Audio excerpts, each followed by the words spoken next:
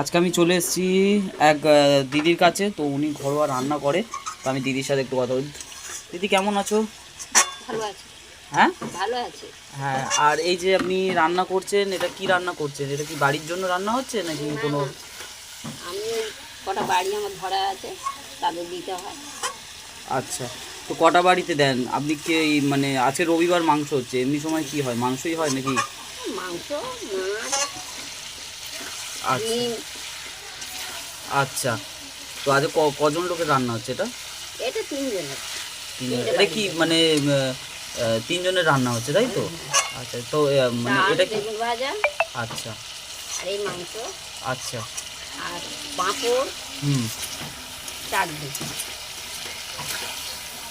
আহ, আর এইটা কষা কষা করে দিচ্ছি আলু ভাতে, ডালের সঙ্গে।